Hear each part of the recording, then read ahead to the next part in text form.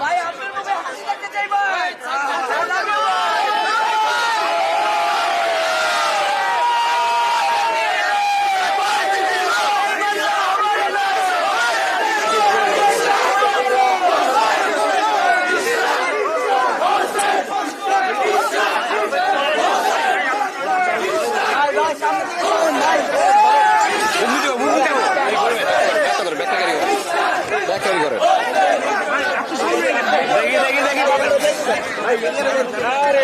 আস্তে আস্তে আস্তে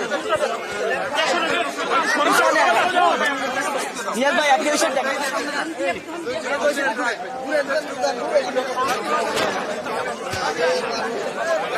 আস্তে আস্তে আস্তে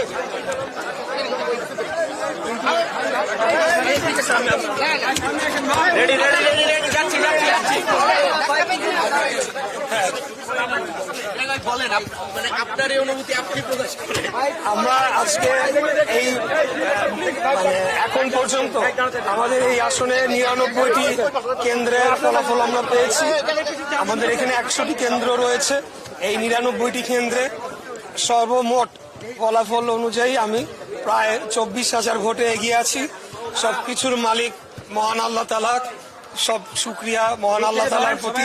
মহান আল্লাহ তাআলার অশেষ রহমত ছিল দেখে আজকে আমরা এখানে বিজয়ের দ্বার প্রান্তে পৌঁছে গিয়েছি। তবে এই আসন শুধু নয়, ঢাকা শহরের টোটাল ভোট অ্যানালিসিস করে দেখতে হবে।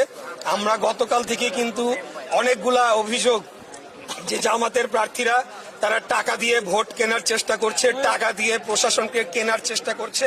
সূত্রাপুর থানার জামাতের নায়েবে আমির টাকা বিতরণ করতে গিয়ে সহকারী প্রিজাইডিং অফিসারের সাথে টাকা বিতরণ করতে গিয়ে ধরা পড়েছে এবং 2 দিনের জেলকে তাকে কারাদণ্ড দেওয়া হয়েছে।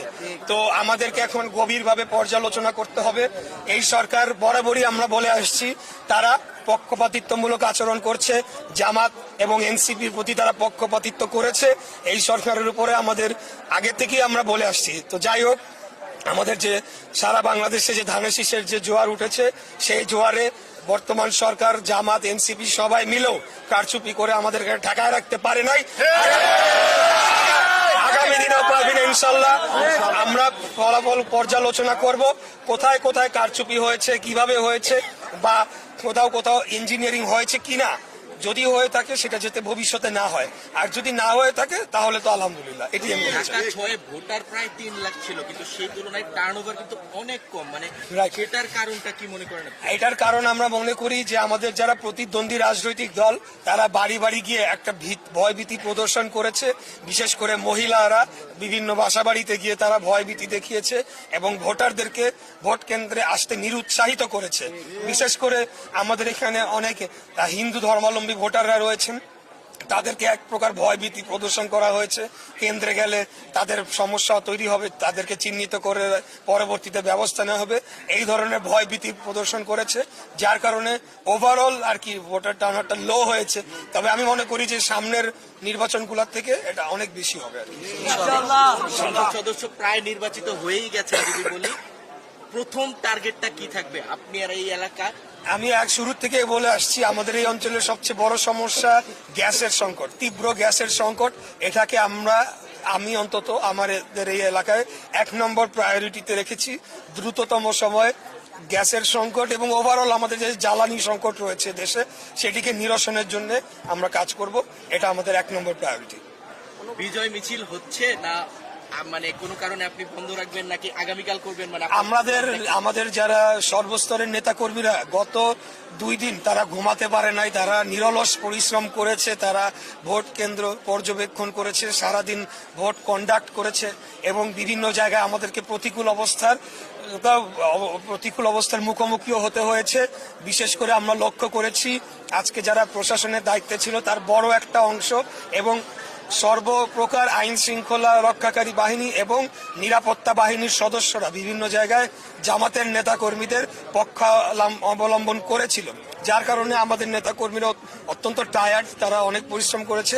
তাই আজকে এখন তারা বিশ্রাম নিবে। কালকের থেকে আমাদের বিজয় মিছিল শুরু হবে।